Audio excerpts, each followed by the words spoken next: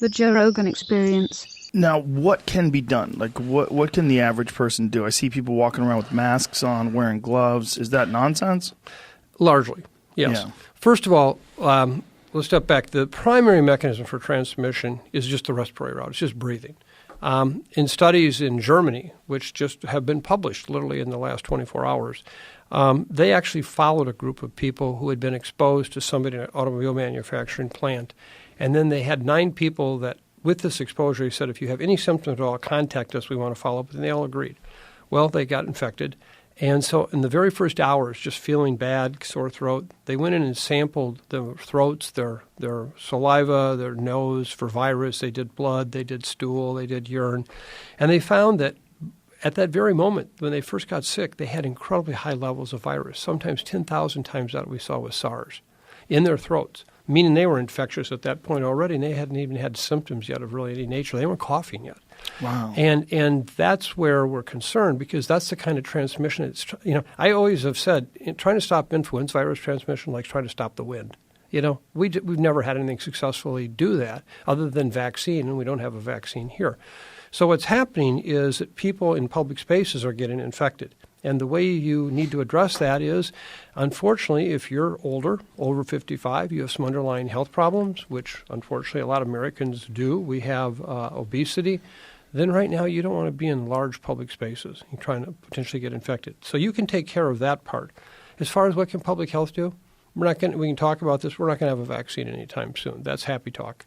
We can close schools. One of the big challenges we have right now, if we close schools, what do we accomplish? In influenza virus, when we close schools during outbreaks, because it turns out kids get infected in school and they're like little virus reactors. They come home and they transmit it to mom and dad and brothers and sisters.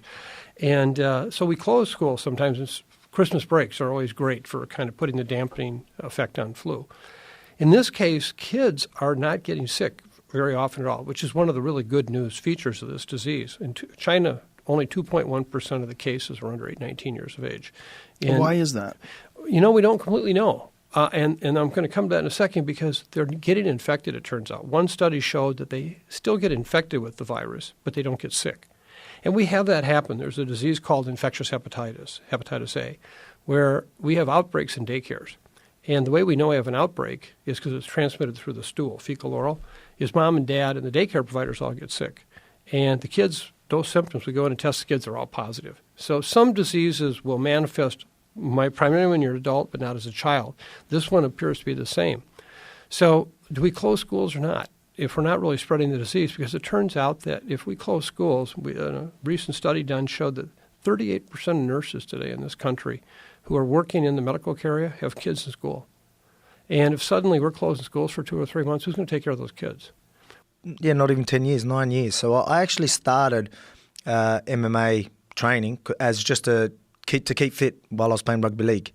So I was, that was when I was 214 pounds. So that's something that obviously when I'm fighting and you say 240 and it'll slowly getting up. It's your language. You guys have that Australian language. You say things different. Yeah. 214 sounds exactly. Like 240. Yeah, exactly. That's what it's out. 214. Yeah, well, that makes more sense, yeah. but still it's a ridiculous amount It's of weight. Still 100%. I'm 5'6" on a good day, you know what I mean? Give me a good stretch out, do some yoga sessions, I might make 5'6", but you know what I mean? It's just, I was a lot bigger, and I wanted to stay fit in between, in between like sort of the pre-season. So that's why I went and started and just loved it ever since. So that was about, 9 years ago. So, and how old are you now? 31. Look at you there. Look at you fucking gorilla. Oh, yeah, there you go, see? Look at the size of you. Yeah, Jesus man. Christ. You're 31. Look at that head. So you were, early 20s. And no martial arts training at all before that? I wrestled. So I wrestled before I even done rugby league. I wrestled for about probably a year. I can't even remember. It was, honestly, I done it for about a year. And, I done pretty good. It was something that I was actually pretty good at. But, I wanted to play football with my mates, and I got over wearing the tights, wrestling and stuff like that. So, it was just something that, I ended up just playing football with my mates. So I sort of gave it up, and I was actually pretty good at it. So we won I won the nationals. Like, you know, obviously wrestling's not as big in Australia as it is over here, but you know, I still won like the Australian Championship twice and stuff like that. But then I just gave it up and started playing football. Yeah. So that's crazy. So you won the Australian nationals twice. Yes. Wow. Yeah. So that was yeah, they have them every year. Just And you'd only been training for a year? You'd only done it for a year? Yeah, honestly. I remember we used to have a games night, we call it. It was at a PCY, say Police Boys Club. It's just a local club. Usually they'll have like games nights, and they had wrestling there. And I just went there one time, and the trainer was just like, oh, you should come and do training, because I was doing all right. So I just started doing it, and then I was actually pretty good. Again, I was always... Like I literally, you know, come out the mother's womb like this, you know what I mean? So I've been this big since I've been this big or you know, this height and look this old, like for, you know, since I was like 12. So I was always versing guys twice the size of me, and you know what I mean? So I was, you know, older, much older as well, and I used to do well. So that's why a lot of people, you know, thought I was mad, you know, when I gave that up, because I was doing so good. And then the same was at rugby league. When I played rugby league, even people thought I was mad giving that up as well, because that was something I was pretty good at as well.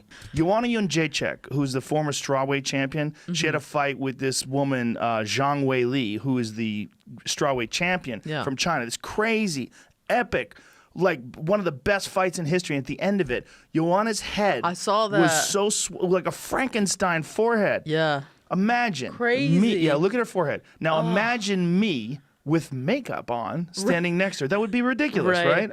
I refuse. You're like, look at my foundation. They're like, well, we're just going to cut down the shine. Who gives a fuck if I'm shiny? Yeah. Literally no one cares. Yeah, she's got a double forehead now. It's a double, triple forehead. Everything's swollen. Is it back down? Have you? I don't know. She hasn't follow up. She hasn't taken. That's what she looks like normally. Beautiful lady. She's so tough. Yeah. That lady is as tough as human beings can possibly be. Oh my gosh. Because she like never even flinched. Her fucking forehead's twice the size of normal. She didn't even flinch. Kept throwing bombs. It was amazing. Yeah. Epic. How long did it go? 5 rounds. 5 rounds. 25 whole minutes of chaos. Yeah. And it was even the whole fight.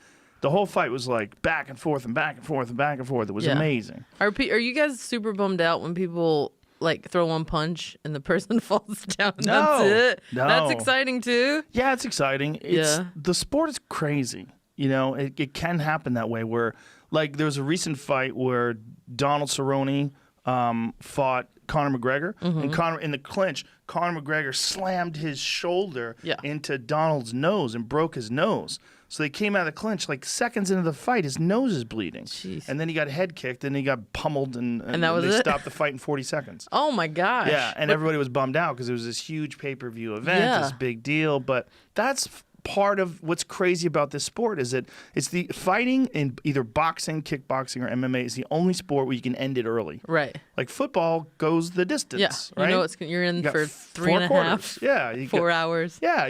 Baseball goes all the innings. It's like that's just how it goes. Yeah. But fighting can end in 10 seconds. We've had fights that have ended. I think. Well, who's got the record now? It was Dwayne Ludwig, but Masvidal took it, I think, right? that's right. Masvidal They took gave it it. like 8 seconds, but it was like It's 4 not or really. 5. I don't even think they gave it 8. I think they said it's 5, but I think Dang. it's 3. What do you do at the live event? Everyone's just like, all right, time Well, to go. there's 12 fights. That Oh, night. gotcha. So that was just one fight I out of see. many, many, many, many fights. And I the clearly Masvidal know a fight- lot about. Yeah. Have you ever watched one live? Yeah, not live, but on TV. You should go. I'll get you tickets. I'd love You'll that. go crazy. Yeah. Are you not traveling because of this? I'm not changing shit. Yeah, that's my wife asked me a lot. Like she was really concerned about me coming here, and I was like, dude, we got to sell the game. So I just got back from Vegas, and I was a little nervous while I was over there, but I did everything normal. I went to work out. I ate. Went to the fights, which is 20,000 people at the T-Mobile Arena. Yeah. All stuffed into this one area, and everybody was acting normal. Everybody was high-fiving and hugging, and fighters. I mean, Jesus Christ, you want to talk about people exposed? yeah. They're sweating. And they're half naked. Tyson Fury's trying to lick that dude's blood. I mean, I don't think he's that worried. Was before. That was before the big outbreak. Yeah, I'm worried about old people. I'm worried about my parents for sure. I'm worried about people who are overweight. I have friends that are not healthy that maybe should lose some weight, and I'm worried about them. I'm worried about people with respiratory problems. A good friend of mine has a daughter with cystic fibrosis. Oh, that's right. And he canceled his tour. shout out to Everlast. He canceled his tour because of that. I mean, but he's got, a real concern. I mean, his daughter has a pretty serious lung condition. That is really scary. It's horrible. Yeah, and so look, he's got no choice. He has to stay home and play it safe. And I think a lot of people are going to do that. It's going to be interesting to see how the government handles it. Because one of the things about love or hate Trump, he's willing to do some shit that a lot of people would think would be unpopular, like close down traffic. Yeah. Close down flights coming in from other countries that are infected, that have high rates of infection. I wonder what they're going to do. And I think something really radical has to be done to try to slow down this fucking illness. But I don't know what they can do, honestly. Are we waiting for it to... I got to watch your show with this guy. Are we waiting for it to go away? Like, I read a quote that, like, when the weather changes, it'll stop or something. That's horseshit. Yeah, Michael Osterholm set us straight on that. That's nonsense. He's like, it's not going to have any effect on it. What happens is it just runs through the population, and people develop immune systems that can handle it. You develop an immunity once you catch it. And for many people, it's just going to be like a bad cold. For many people, it's going to be like you're coughing, and you just try to get better. Stay home, drink a lot of fluids, be healthy, do your best, and eat healthy, and then get out. You're going to have an immunity to it. And that's what's going to happen on the other end. I saw one guy, he had it, and it was fairly mild, and then they quarantined, and he got over it. He was getting over it and getting better, and then they quarantined him with a bunch of people that also had it, and then he got it even worse, which is interesting, because I was like, I wonder how he got it again, and I guess probably his immunity wasn't fully developed yet, and then it just overwhelmed his immune system, because there was, he's basically quarantined with a bunch of other people that were really, really sick. But he got through it, and he was talking about it, and all these poor people that are stuck on boats. Oh, my God. It's crazy. This is going to kill the cruise ship industry. Yeah. I guarantee you that.